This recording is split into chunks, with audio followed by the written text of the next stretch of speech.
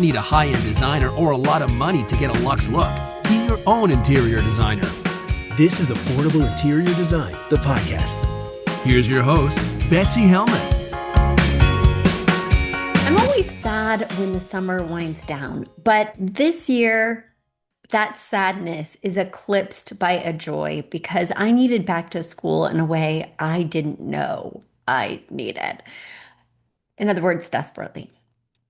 Our kids were going in different directions all summer with 3 of them. It was next level insanity, trying to figure out who's picking up who. My husband and I both work full time. I only have a sitter 3 hours a day. Don't do the math on that because that means I stay up till 2 a.m. every night working and then wake up the next morning trying to figure out who's taking my son to 8:30 a.m. baseball camp. It's been crazy.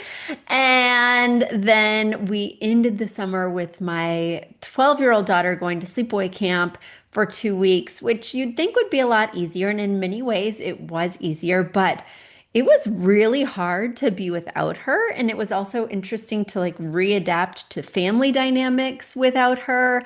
Our son, who's 14, was missing somebody to roughhouse with, and he was taking it out on me. I'm like, stop hurting me. Where's your sister?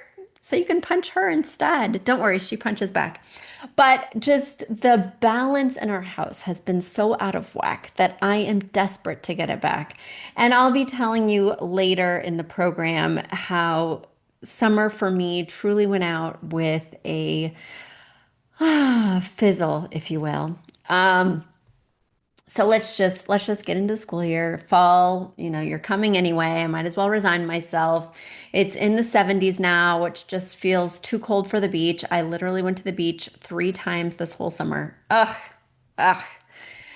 We had fun, but just routine, take me away. I hope you guys are doing well. I hope you're getting back into a routine. One of the most important parts of your routine is listening to this show, which you can now do twice a week. So I hope the additional episodes are giving you a boost. I hope you're loving the pop culture content. Today is going to be no different. I'm going to answer a design question first, and then I'm going to segue into a book that I could not stop reading. I wasn't even familiar with this author before I started reading her memoir, and now I've been looking up video clips online. I've been going down rabbit holes. So you will definitely want to pick up this book, and I'll tell you why in the second half of the show. Without further ado, we're going to pop open the mailbag and read the first question, which comes from Elaine, who's writing in from Charlotte, North Carolina. She says, Betsy, please help me with my family room. We love the couch. The love seat came with the couch. Horror, I know. But we do like the extra seating, but it doesn't all fit. I'm not sure what my colors are. I think blue and possibly aqua if we keep the large painting. What color would you recommend for the curtains? Okay, so let's first talk about the pictures. And guys, if you're not following along on YouTube, you want to be. My producer, he cuts in the pictures as I'm talking about them. It's such a great visual reference. Of course, I love to explain things too, but nothing will help you to visualize what's going on more than a picture. And it's just such a nice way to view it on YouTube. You can, of course, still listen while you're doing the dishes or whatever, but glance over to your iPad or your device to check out the image as you go. All right, so I'm checking out pictures of this room and let's describe it. So this room has a lot going on. Let's just start with the first picture I'm looking at. So I'm looking at a wall that has a doorway that leads into another room. So this is the living room, but it looks like the adjacent room is some kind of family room, something with a fireplace, looks welcoming as well. On this wall, we have that opening to the other room, and then we have a very large square painting, an abstract of a flower that's teal and gold with a gold frame. We have that chair that you were referring to. I don't think you're calling this the love seat, but we'll see as we go around. Then you have a keyboard moving clockwise. We look at the next wall, the perpendicular wall, which has a floor lamp with a gray wood base. It has a gold and glass end table. Then there's your sofa. So yes, the other piece was like an overstuffed chair that I think you're referring to as a love seat. I'm open to that, but it looked a little love seaty, oversized chair combo to me versus just a true large love seat. And then you've got a painting above this sofa that's of two horses. It does seem to have the teal, but it has a lot of other colors, including red and orange and yellow and blue. A lot going on there. A very bold statement. Then on the opposite side of the couch, you have a circular end table that appears to be silver. So already my spidey senses are, trying to figure out what the metal finish is in here and what the style is. Because as we make our way around the room, the next wall has a large dark wood, maybe even mahogany TV stand flanked by two windows. And then we focus on the last wall, which seems to have an opening to the entryway as well as a staircase. It has a silver metal bookshelf on the left-hand side and a small painting on the right-hand side. Now, the first thing that bothers me about this space is that it appears to be that all the furniture is on the left side of the room. So the left two sides of the room, the left two-thirds, excuse me, side of the room is very busy because I didn't even tell you what's in the middle. In the middle, we have two blue velvet chairs with gold legs, and we have a large rectangular coffee table that has a white wood base with kind of that gray wood rustic look top. There's a lot going on in this room, but most of it's taking place on the two-thirds that's closest to that either family room opening or whatever opening, whatever room has that fireplace. And I think one of the reasons that this room is so skewed is because the rug is quite skewed. So the rug is visually defining where everything goes and what everything is kind of anchored on. And the other problem I'm having in this room, now let me assess the situation. Hmm, hmm. I am not convinced that the furniture is in the right place. Can you tell those are the wheels that are moving? Because this room appears to be long and rectilinear. Not that long, but somewhat long. It's broken up with these different walkways and doorways, as I mentioned. I'm tempted to try the long sofa on the wall where the love seat is now, just to see how that opens the room up. Then maybe move the love seat on the wall where the sofa is now and flank the TV stand with the two velvet chairs. In other words, they would be in front of each window. I think that would open the room up so much. I think it would balance the room.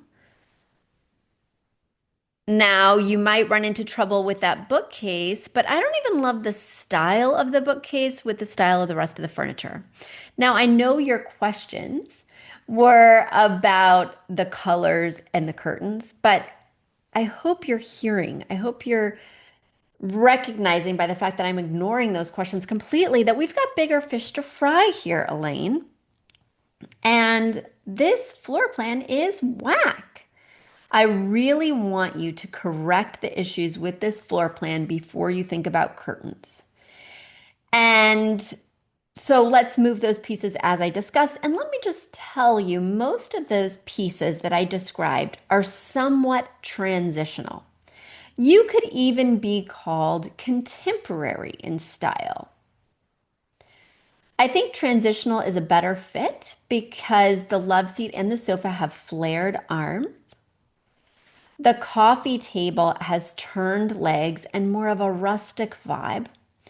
The floor lamp is also like a turned wood that has some detailing.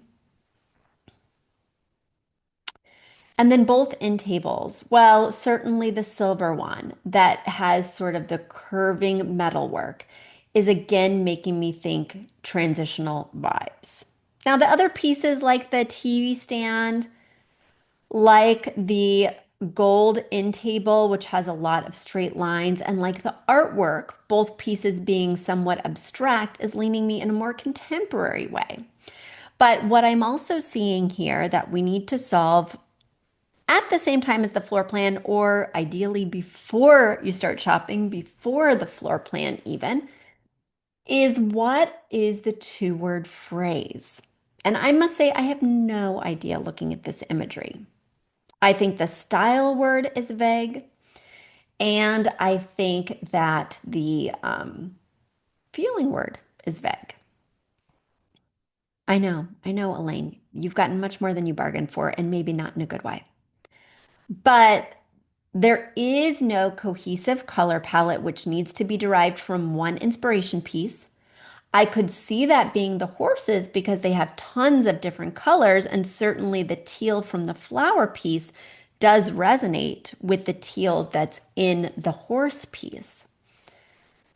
But for me, the styles of the two pieces of art, while they're both abstract, the feeling word might be off because the horse has so much movement, so much color, so much sort of energy, whereas the flower piece is so peaceful and serene, and it's much larger than the horses in terms of visual scale because of its height.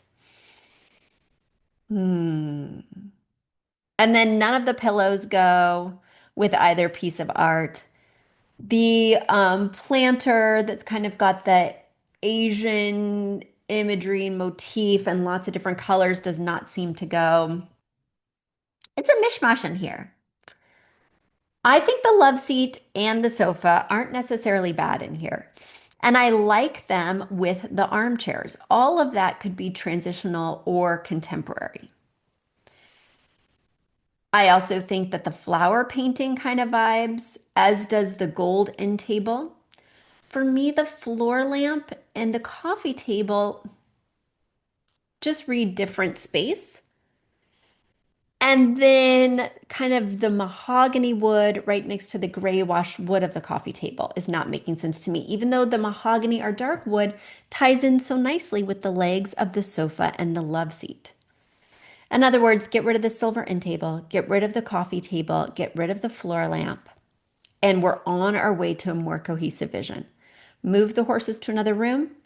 Take the throw blanket that reads very Southwest and is black and white. Take the arrow pillows that are black and white. Take the kind of e-cat pillows that are gold and brown and gray. Take all those out. And let's really decide on our two-word phrase, and let's decide on our color palette. The tricky thing about the flower piece is that it's got a cream neutral background. It's got teal and gold. That's only one Roy G. Biv color being the teal. Then we have this other Roy G. Biv color of the armchairs, which are a deep navy. Can you find a piece of artwork or drapes that are both teal and navy, and maybe even introduce a third tone, which I think would be really fun and bring this space some much needed warmth because both teal and navy are cool colors.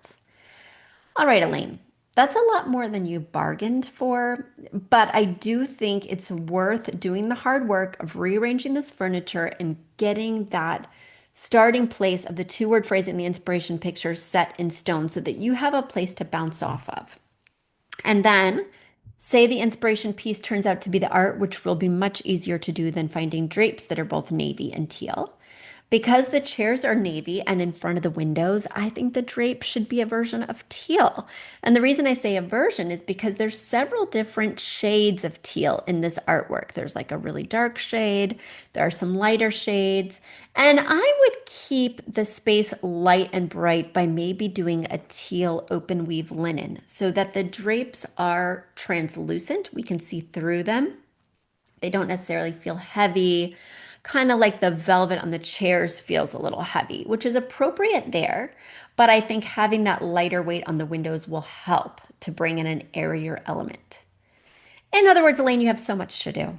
I'm sorry to give you a laundry list of tasks before we solve the problem at hand, but I really think that it's going to lead you to a much better, more designerly outcome. All right.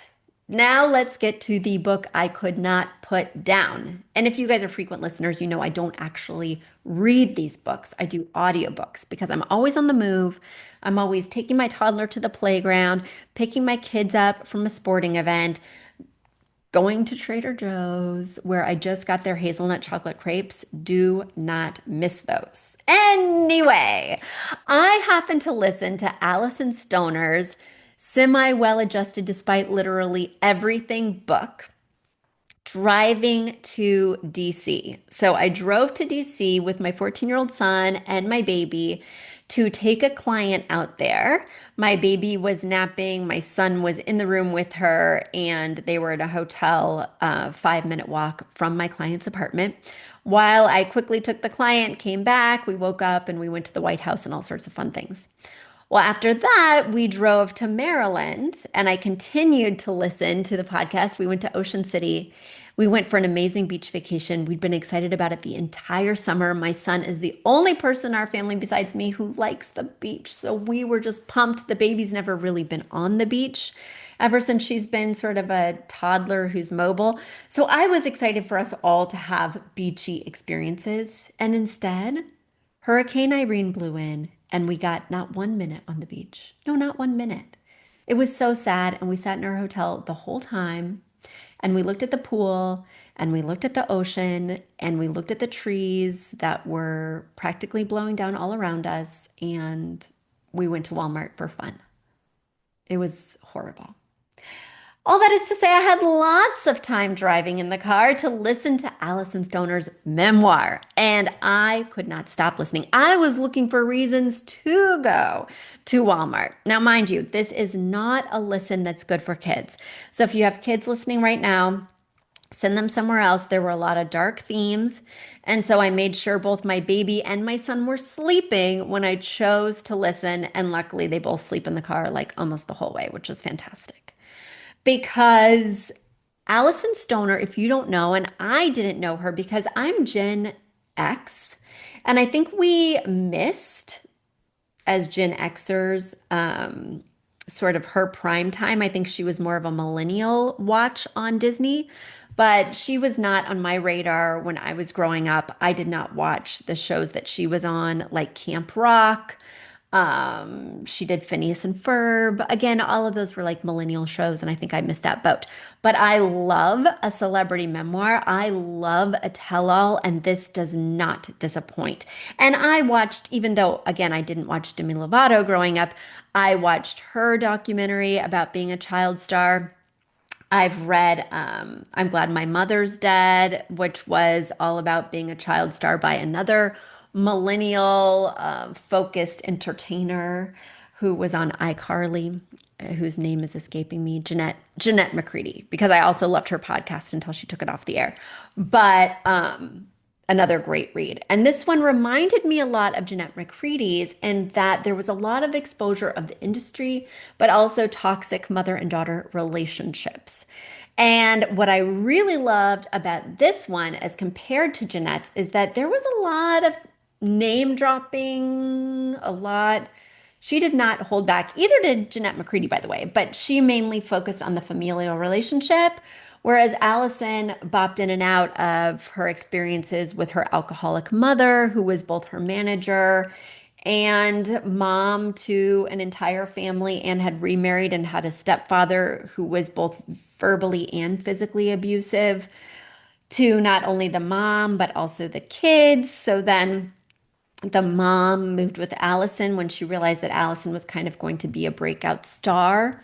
She moved away from the family home in Ohio, took Alyson to Los Angeles to focus on her career, leaving the other two girls back in Ohio with the dad, who was the stepdad, who was physically and verbally abusive and who prevented them from seeing their own dad because he, we would later learn, spoiler alert, had accused their legitimate biological father, who was very present initially, of sexual abuse and had a lot of money and a lot of power, so he was able to use the court system to keep the biological dad away from his three daughters, which basically allowed this stepdad to abuse the daughters verbally, physically, all these different things, pretty much unchecked, while the mom was in Los Angeles helping Alyson with her burgeoning career. And speaking of helping, it was 80-hour work weeks. And you're saying to yourself, well, aren't there child work limitations? Doesn't Disney and just, work labor laws in general, don't they have checks in place to ensure that this doesn't happen? And apparently there's lots of ways around it. Like if you're working on different shows, or if you're doing a commercial and then you do this show and then you do that show, they don't all have to talk to each other or check on the number of hours. And if the parent is not regulating it, they can certainly abuse that, right? So that was illuminating to me. Now, one thing I don't think I've ever talked about is back when I was in college, I worked for a model and talent agency as a booker, and I specifically worked in their children's department, booking children. We were in Minneapolis, so it was a lot of stuff for Target. It was a lot of stuff for Finger Hut. There was a lot of movie stuff happening at that time in Minneapolis. But it was basically like commercials, print, and then a few movies here and there. And it really, no matter how talented the kid is, and there were a lot of talented kids, it was all about the parent. What we would talk about behind the scenes is this parent going to be able to get this kid here on time? Does this parent have another job or other kids that take them away from making this the priority? Because then we're not going to book Lacey. Then we're not going to call Trevor. So many dynamics hinged around parent availability and parent attitude. And we could kind of overlook if the child wasn't all that talented, because at least we could get them there and promise that the deliverable would happen in terms of the kid smiling, being well dressed, and ready to go on the day of. So to have Allison's mom stop working in her career as a bookkeeper to really take charge of Allison's career is a big sacrifice and should be monetarily compensated, in my opinion. So in other words, the revenue that Alyson makes from working, her mom should receive some kind of payment for that, because the sacrifice is huge. But as we'll later learn in the book, spoiler alert, the mom is, of course, continuing to take a rather significant salary even when she is no longer managing Alyson, even when Alyson is an adult and is paying a separate business management company to manage her.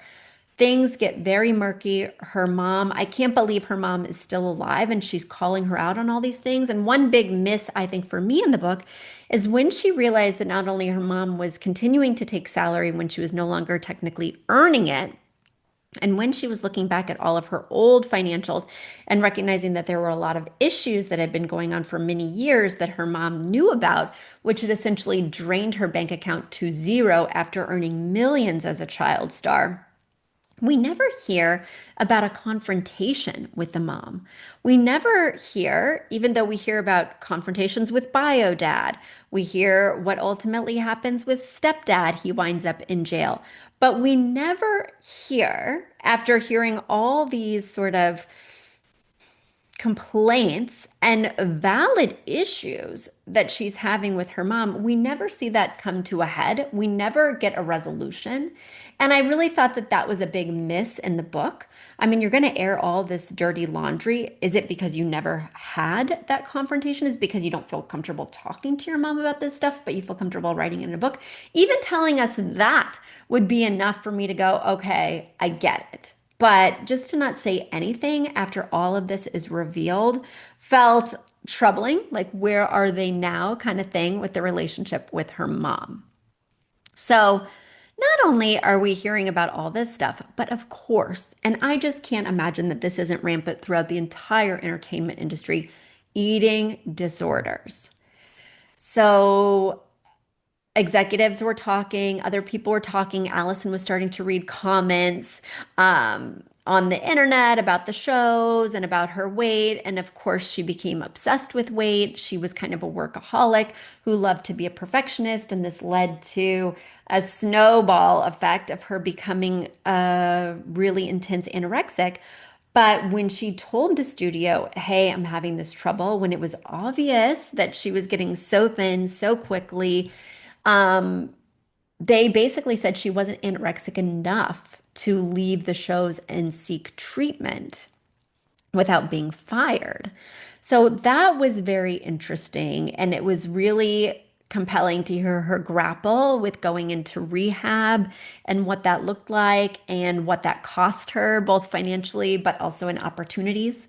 And then she became very religious, I think seeking some kind of salvation or some kind of structure for her life because things were so out of control with the alcoholic mom, with the workaholic tendencies, with the eating disorder.